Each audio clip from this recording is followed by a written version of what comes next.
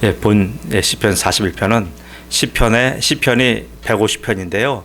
그건 5권으로 구성되어 있어요. 5권.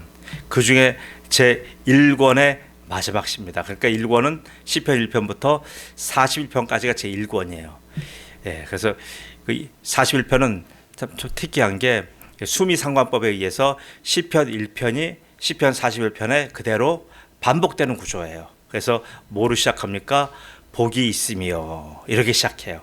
시편 1편도 그렇고 시편 41편도 곧 복이 있으며 그렇게 해서 시작하는 겁니다. 그래서 또 그다음에 오늘 읽었던 13절에 이스라엘 하나님 여호와를 영원부터 영원까지 송축할지로다 아멘 하면, 이 송영은요 어디에 나오는 거냐면 바로 시편의 5편, 시편 5권이라 그랬죠. 그 5권의 마지막 송영이다, 이걸로 끝나는 거예요. 자, 구체적으로 시편 오늘 41편이 그렇고 72편, 89편, 106편, 150편이 다 오늘 이 13절의 송영으로 그렇게 동일하게 끝나는 겁니다. 자, 그래서 대략적인 설명을 드렸고요. 오늘 시편 41편의 구성을 보겠습니다. 구성은 바로 제 1년, 2년, 3년으로 나눌 수가 있는데 1년은 1, 2, 3절까지를 이제 하나로 묶고, 그다음에 제 2년은 4절부터 10절까지를 두 단락으로 묶고, 세 번째는 11절부터 13절까지가 제 3년으로 이렇게 묶여집니다. 이렇게 해서 그래서 첫 번째 1, 2, 3절은 뭘 말하냐면요. 복 있는 사람, 우리잖아요. 복 있는 사람의 일반적인 삶의 원리를 얘기합니다. 그럼 쉽게 말하면 그리스도인이 세상 살아가는 원리를 얘기하는 거예요. 여기 1, 2, 3편은, 그 다음에 1, 2, 3절은, 그 다음에 4절, 10절까지는 뭐냐면, 그럼 우리가 어떻게 돼요? 복 있는 사람도 역경을 당합니까? 안 당합니까? 당해요. 이 당할 때 어떻게 우리가 그럼 견뎌야 되느냐? 그 기도하는 거예요. 역경 가운데서의 우리의 성도의 기도가 바로 4절부터 10절이에요. 그 다음에 11절부터 13절은 뭐냐면요. 이것은 자, 이제 보여요. 그러면 성도도 믿음이 있는 분과 믿음이 적은 분이 있잖아요. 그럼 믿음이 큰 분들은 어떤 분이냐면, 믿음이 크다는 것은 결국은 하나님을 많이 경험한 분들이에요. 많은 어려움에서 어떻게 하나님 통해서 극복했고, 그 다음에 하나님 어떻게 나를 그 위경에서 건져내 주셨고, 그래서 우리 간증하는 거잖아요. 그래서 바로 이 11절부터 13절까지는 어떤 내용이냐면요. 경험된, 삶에서 경험된 하나님을 경험한 복 있는 사람들의 삶의 보편적인 삶의 원리예요. 그러니까 1, 2, 3절은 일반적인 성도의 우리가 삶의 원리라고 한다면, 오늘 11절부터 13절까지는 경험 있는 앞서 나가고 그런 선임 성도의 보편적인 신앙의 원리, 삶의 원리, 이렇게 보시면 이제 이해가 됩니다. 자, 그래서 오늘 근데 지금 시편 41편 특별히요, 다윗의 자전적인 사건을 근거로 해서 쓴 시예요. 시도 우리가 그렇잖아요. 시를 써보면 자기가 머릿속에서 생각하는 시가 있고요, 나의 경험에서 우러나오는 시가 있어요. 경험에서 우러나오는 시는 누구도 뺏어갈 수 없고요, 누구도 허물 수가 없는 아주 단단한 내용이 있습니다. 오늘 이 41편이 그런 거예요. 그래서 특별히 오늘 다윗은 어떠한 경험을 했냐면요, 다윗이 사무엘하 15장 1절에서 그 18절까지 내용 보면요, 참 비참한 내용이 있어요. 처음에 이제 그 맏아들이 아닌데 이제 맏아들이었죠. 압살롬의 반역과, 그리고 자기 가장 친한 친구 허물을 터놓고 얘기하는 아히도벨의 배반해요. 배반하고 압살롬한테 붙어요. 이런 아주 배반과 배신, 반역과 이런 아주 그 자기에 대한 고통, 거역을 몸소 경험한 그런 경험을 가지고 토대로 쓴 시가 오늘 시편 41편입니다. 그래서 이 시편 41편에는요, 그래서 인생살이 참 쉽지 않다, 이런 아주 비탄의 그 개념에 들어간 비탄시의 느낌이 있고, 또 하나 뭐가 있냐면요, 그러므로 성도는 어떻게 살아야 되는가라고 하는 바로 성도에 대한 바로 지혜의 시, 두 가지 개념이 다 들어있어요. 우리가 그렇잖아요. 어려움을 겪어보면 우리가 어떻게 살아야 되는지 답이 나오잖아요. 오늘 시편 41편이 그런 내용입니다. 그래서 저는 오늘 제 1년 1, 2, 3절 이를 중심으로 해서 오늘 그 말씀을 다 풀어나가고자 합니다. 나머지는 전부 다 이제 오늘 다루지 않아요. 길어서요. 자, 제 1년의 주제는 뭐냐면, 보세요. 가난한 사람을 보살피는 것이 우리 성도의 보편적인 삶의 원리다. 이 결론이 이거예요. 가난한 사람을 돌보는 것이 복 있는 사람의 보편적인 삶의 원리다. 그래서 그럼 가난한 사람 뭡니까? 물질적으로 가난한 사람도 포함되지만 그것보다는 특별히 약하고 의지할 곳 없는, 어떻게 보면 이 한계 상황에 달하신 그런 많은 분들을 얘기합니다. 이렇게 연약한 분들, 이런 사람을 우리 교회가, 성도가 보살피고 도와주는 것이 바로 일반적인 성도의 신앙생활이다. 이걸 얘기하는 거예요. 자, 그럼 우리가 보세요. 우리 흔히 그런 말 하잖아요. 우리보다 높은 분들, 잘 나가시는 분들, 이런 분들의 머리 숙이는 건 당연해요. 그러나 하찮은 분들, 하찮은 일을 하는 사람들, 노약자들, 그런 분들에게 우리가 정중하기는 쉽지 않아요. 그래서 아파트에 그런 많은들 무시하는 사건 사고 생기는 게 그거잖아요. 왜요? 일단 지금 경비니까, 일단 청소부니까 하대하고 들어가잖아요. 사람이란 게 그래요. 그래서 사람 뭡니까? 그렇게 지금 하찮다고 여기는 분들을 정중하게 대하는 것이 그 사람들의 가치잖아요. 그 사람들의 인격이잖아요. 그래서 특별히 오늘 여기는 그러는 거예요. 이런 분들, 이런 사회적인 약자를 어떻게 대하느냐가 바로 우리 인간 삶의 바로 삶의 도리이기도 하지만 하나님이 복을 주시는 기준도 된다는 얘기예요. 이거는 참 힘든 얘기잖아요. 왜 사람들 간에 우리가 엮여지는 그러한 삶에 일어나는 여러 가지 문제를 가지고 하나님은 그걸 가지고 왜 복의 기준으로 삼으실까? 그만큼 하나님은 우리의 삶에 대해서 관심이 많으신 겁니다.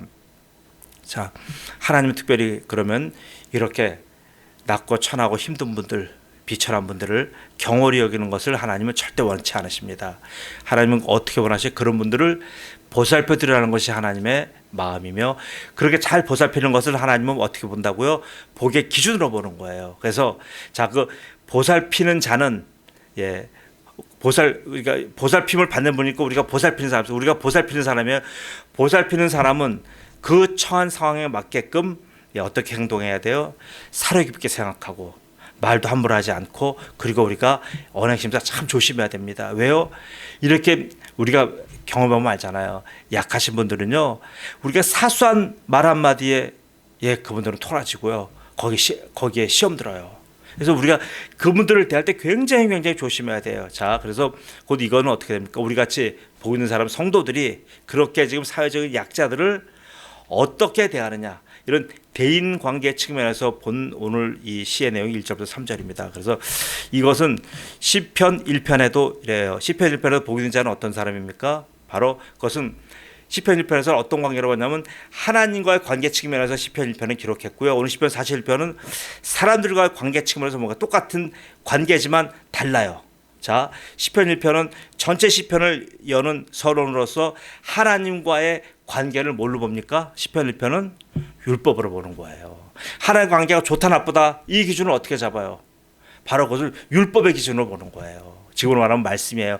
말씀을 사랑하고 말씀 앞에 굴복하고, 말씀을, 시편 1편 특별히 그 율법을 어떻게 하라 그럽니까? 시편 1편은 하나님과의 관계의 척도가 율법인데, 그 율법을 그럼 구체적으로 내가 어떻게 해야 되는가? 어떻게 하는 것이 하나님 기뻐하시고, 어떻게 해야 하나님이 그것을 기준점으로 삼는가? 바로 그 기준점은 뭡니까? 율법을 묵상하는 거예요. 율법을 묵상하는 것이 바로 기준이에요. 하나님과 우리의 기준이에요. 다른 거가 기준이 아니에요. 하나님과의 관계에서 시편 1편에서는요.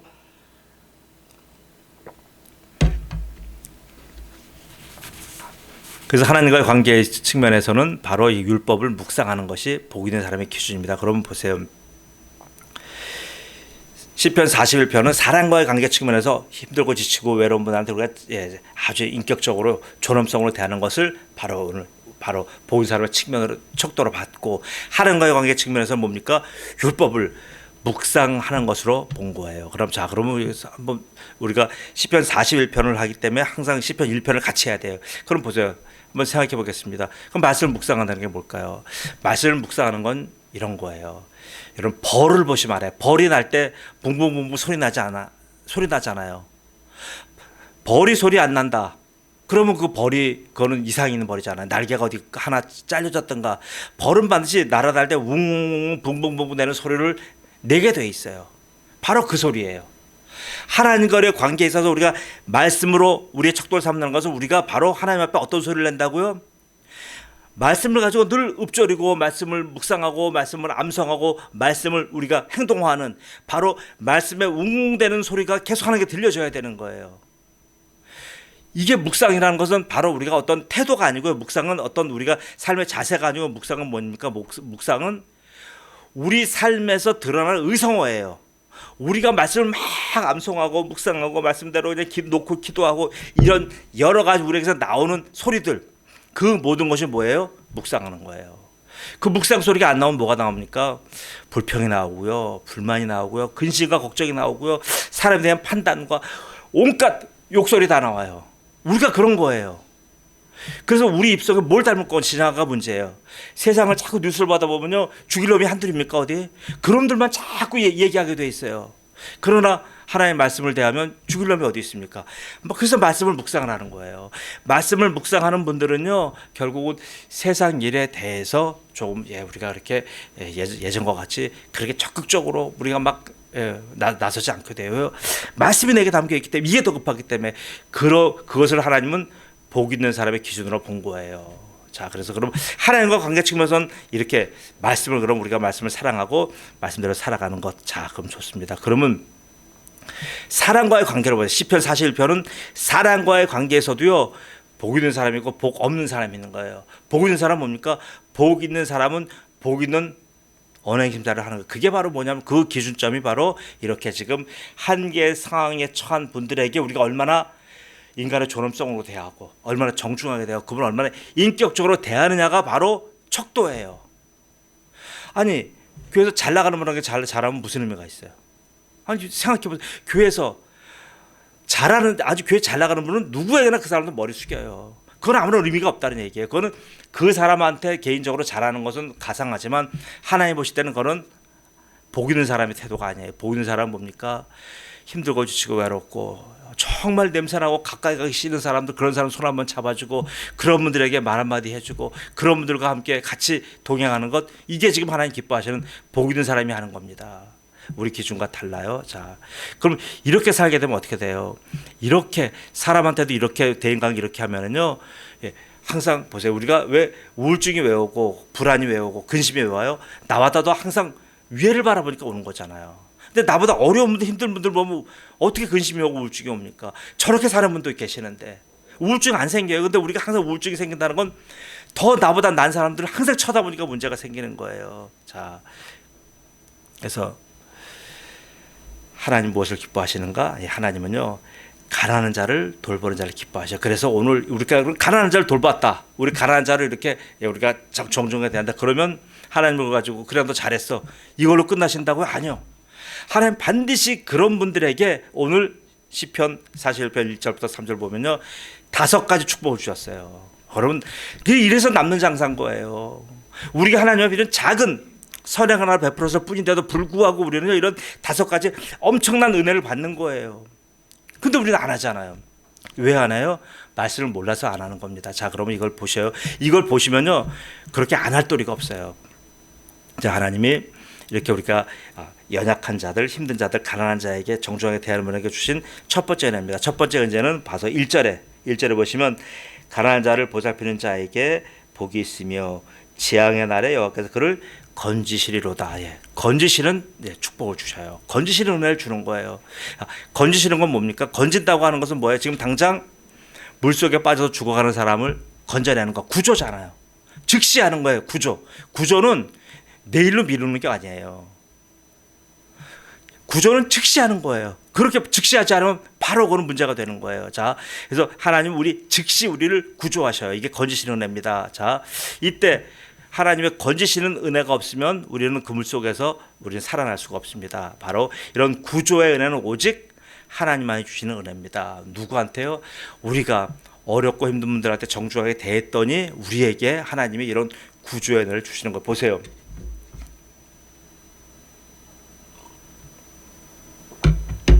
우리는 뭐 어려운 상황을 안 당합니까?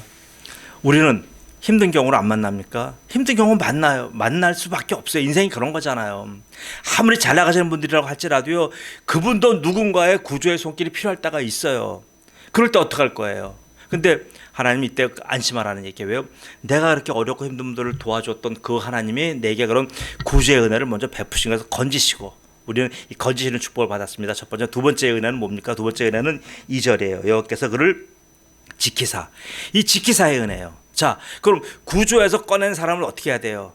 그냥 방치해두고 간다 그러면 그 사람이 밥을 먹는지 아니면 다른 어떤 짐승으로부터 다시 해를 당할지 모르잖아요. 그럼 어떻게 구조에 의해서 구조에 이은 다음에 뭐예요? 그를 보호해야 되잖아요. 이게 바로 두 번째 지키는 것은 보호의 은혜예요. 자, 구조된 자를 그냥 방치하고 가는 것은 이거는 지키는 것이 아니에요. 구조된 자에게 그를 돌봐주고 그에게 옷을 입혀주고 그에게 먹을 것을 공급해주고 구급차가 올 때까지 그를 안전하게 그렇게 돌보는 것, 이게 바로 지키사의 은혜예요. 자, 그래서 바로 이런 은혜를 누가 주신다고요? 하나님이 우리에게 주시는 거예요. 자, 세 번째 은혜입니다. 세 번째 은혜는 2절이에요. 2절에 살게 하시리니. 살게 하시는 은혜예요. 살게 하시는 은혜 보세요. 구조됐고 구조된 자를 돌봐주는 그런 은혜가 임했어요. 자, 그렇게 돼서 그럼 그건 일시적인 현상이잖아. 일시적인 현상인데 일시적인 현상에만 그냥 방치하는 것이 아니라 우리를 계속적으로 우리의 삶 전체를 살게끔 하나님이 인도해 주시는 거예요. 이건 일시적인 은혜가 아니라 그거는 바로 영속적인 은혜예요. 이거는 구조적인 은혜예요. 이 은혜를 우리에게 계속적으로 우리에게 허락해 주신다는 거예요. 우리가 원하는 게 그거잖아요. 오늘 밥 먹었으면 내일 먹어야 되고 모레 먹어야 되잖아요. 이 은혜를 주신다는 거, 이것이 바로 살게 하시는 은혜예요. 그래서 이걸 원어적 의미로 보면 어떠냐면 우리가 산다는 것은 어떻게 사는 거예요? 마지못해서 그냥 밥이나 간신히 하루에 한 끼나 얻어먹고 사는 것, 이거는 사는 게 아니에요. 그래서 원어적인 산다는 의미는 뭐냐면요, 활기차고 생명력이 넘치고 아주 그냥 우리가 너무나 사는 것이 즐거운 아주 강렬한 그런 기쁨의 인생, 그런 걸 바로 얘기하는 거예요. 그게 이게 살게 하시는 은혜예요. 그런 삶을 살아야 돼. 똑같이 살아도 병약자로 골골하게 사는 것과 젊은이가 날개치며 올라가지 뛰어나는 그런 젊음으로 사는 것과 다르잖아요. 그런 은혜를 주신다는 거예요. 세 번째 은혜가 그거예요. 자, 네 번째는 뭡니까? 네 번째는 3절입니다. 3절에 보시면 보세요. 나는 3절에 보시면 여호와께서 그를 병상에서 붙드시고. 자, 병상에서 그가 누워 있을 때 그의 병을 붙드시는 건 뭡니까? 붙드신다고 하는 의미는 자, 붙드시고는 보세요. 우리 살면서 질병에 걸릴 때가 있잖아요. 우리가 어려서는 몰랐어요. 아프다는 것은 상상도 못했잖아요. 뭐 여러 가지 문제가 생길 거라는 건 전혀 생각도 안 해봤잖아요. 그런데 나이가 먹고 보니까 이건 웬걸, 병상이 우리를 자꾸 붙드는 거예요. 병상이 우리를 자꾸만 가까이 친구하자고 하는 거예요. 여러분들 좋아요? 안 좋잖아요. 근데도 불구하고요, 즐거웠던 친구들은 전부 다 어디 가는지 보이지가 않고요. 여러분, 우울한 친구의 대명사가 병상인 거예요.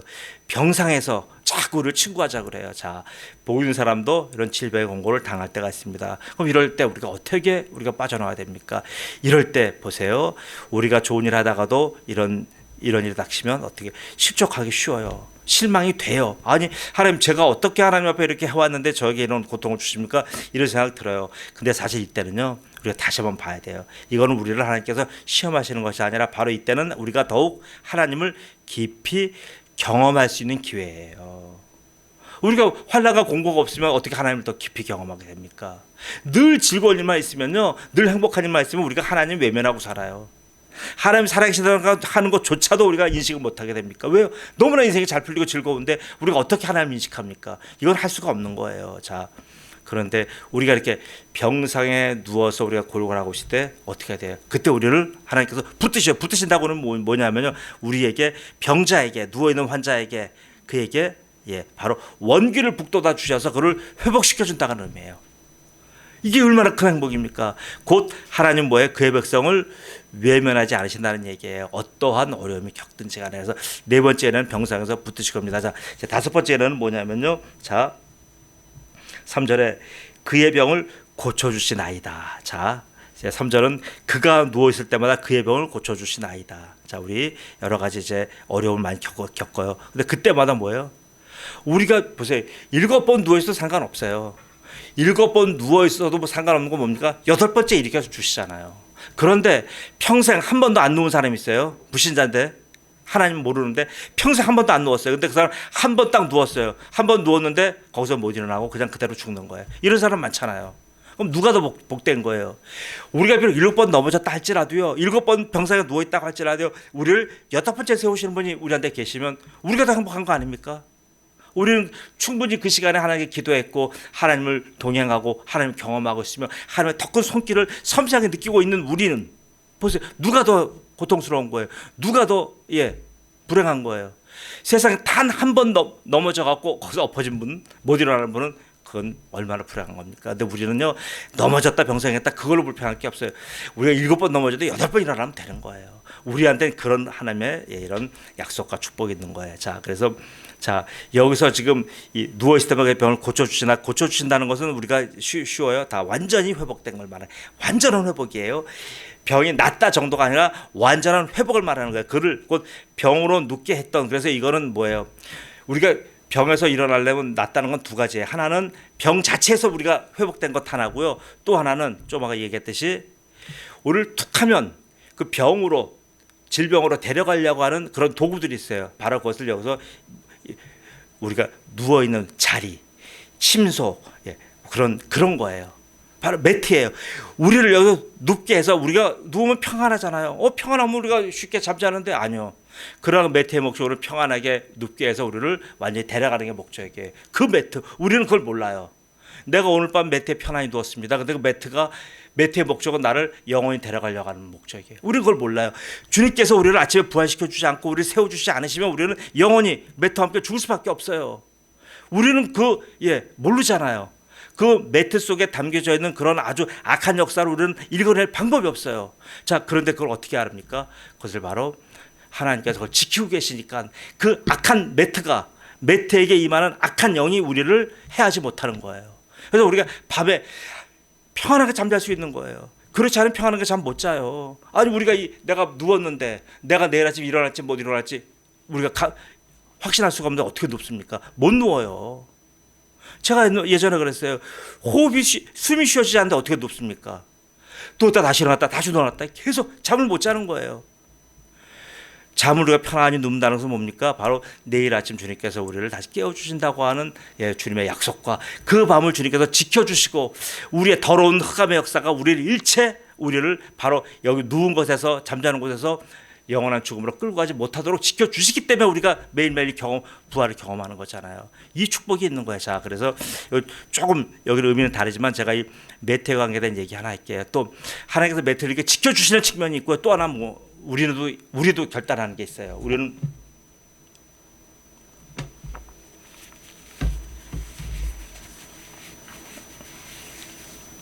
우리 자신도요.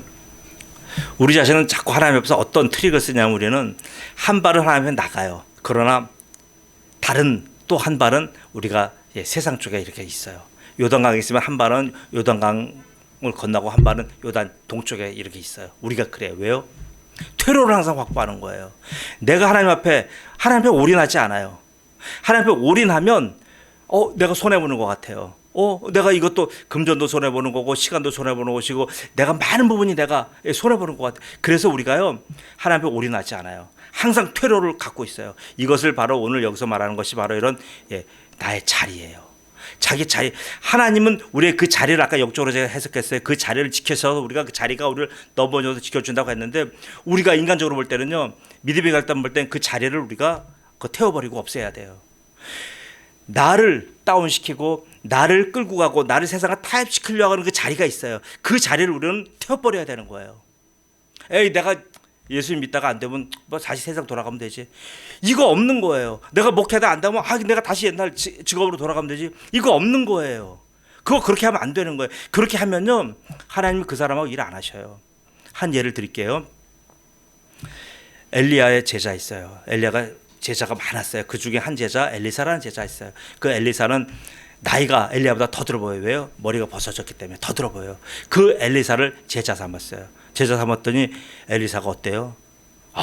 담대해요. 엘리사는요 자기가 엘리야에서 자기가 부르심을 받고 하나님의 택정을 받으니까 자기가 그 사람 대농이에요. 큰 농사를 짓는 사람이에요. 5겨리의 소를 가지고 농사를 짓는 이런 사람이에요. 그 사람이 자기의 모든 수레를 전부 다 불태워버렸고 그 다음에 소를 다 잡아서 그걸 가지고 하나님께 예배를 드리고 그 소를 다 같이 먹고 동네 사람은 먹고 마신 거예요. 자기 수레를 다 불태워 갖고. 그 내용이 열왕기사 19장 21절입니다. 엘리사가 그를 떠나 돌아가서 한 겨릿소를 가져다가 잡고 소의 기구를 불살라 그 고기를 삶아 백성에게 주어 먹게 하고 일어나 엘리야를 따르며 수종 들었더라. 보세요.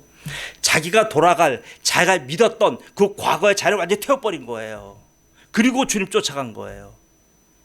이거예요. 지금 우리가 그 자리를 계속 퇴로와 우리가 가서 우리가 타협하고 우리가 도망가고 우리가 쉴 이 매트를, 세상의 매트를 계속 갖고 있다고 한다면요, 하나님 그를 시원스럽게 쓰지 않으셔요. 항상 하나님도 계산하셔요. 자, 그래서 보세요. 지금 이 엘리사가 한 것과 하나님이 하신 것은 내용은 각각 다르지만 그 의미는 같은 거예요. 의미는 뭡니까? 뭐 글을 쓰시기 위해서 그가 자기가 의지했던 것들 다 없애버리려고 하는 그 의미와 행동은 같은 거예요. 병자는 뭘 의지합니까? 병자는 매트를 의지하는 거예요. 누워있지 않은 병자가 어디 있어요? 병자에게 만약 일어나기 위해서 매트를 뺏는다고 한다는 것은 잔인한 거지만 다른 측면에서 뭐예요? 그 매트를 빼서야 일어날 거 아니에요. 항상 혼자도 누울 수 있는 매트가 있고 침구가 있으니까 그는 눕게 될 수밖에 없어요. 그걸 뺏어버리는 거예요. 다른 말로 말하면 또 하나님 앞에서 쓰임받는 분은 반드시 그래요. 자기 스스로 자기의 퇴로를 스스로 차단해 버려야 돼요. 돌아갈 길 항상 말해두면 안 돼요. 자 이제 말씀을 마칠게요. 좀 이해를 하셨나 모르겠어요. 이 두 개가 중첩돼서. 자, 사랑하는 성도 여러분, 그렇기 때문에 우리는 우리의 이익과의 관계 하나도 소홀히 해서는 안 됩니다. 왜냐하면 하나님이 그 과정 하나하나를 전부 다 보고 계시기 때문에 그래요. 또한 그 수고에 비교할 수 없는 하나님께서는 우리가 어떤 어렵고 힘든 분 하나를 잘 돌봤다. 그럼 뭐예요? 그 수고에 비교할 수 없는 우리에게 저는 지금 5가지 엄청난 은혜를 하나님은 항상 준비하고 계셔요. 그게 우리 거예요. 근데 이렇게 지금 어렵고 힘든 분들에게 이렇게 살아보지 않은 분들, 대하지 않은 분들은요, 이 은혜를 받을 방법이 없어요. 왜? 하나님이 은혜를 안 주시니까. 그럼 어떻게 되는 거예요? 내 손해잖아요. 그런데도 우리는 어때요? 늘 자신을 먼저 하고 자신을 우선시하고 또 다른 말로 하면 자신을 우상시하면서 그렇게 살아가요. 그런 사람은 어떻게 복 있는 사람입니까? 그런 사람은 오늘 시편 1편과 시편 41편 말씀에 그런 사람은 복 있는 사람이 아니에요. 자, 그래서 오늘 잠언 19장 10절 말씀으로 오늘 말씀을 마칩니다. 가난한 자를 불쌍히 여기는 것은 여호와께 꾸어드리는 것이니 그의 선행을 그에게 갚아주시리라. 어떻게 갚아주셔요? 이렇게 좀 5가지 은혜의 복으로 갚아주십니다. 우리 모두 이런 깊은 하나님이 주시는 은혜를 누리는 귀한 성도들 되시길 예수님으로 축복합니다. 아멘. 예, 박수 집사님 나오십니다.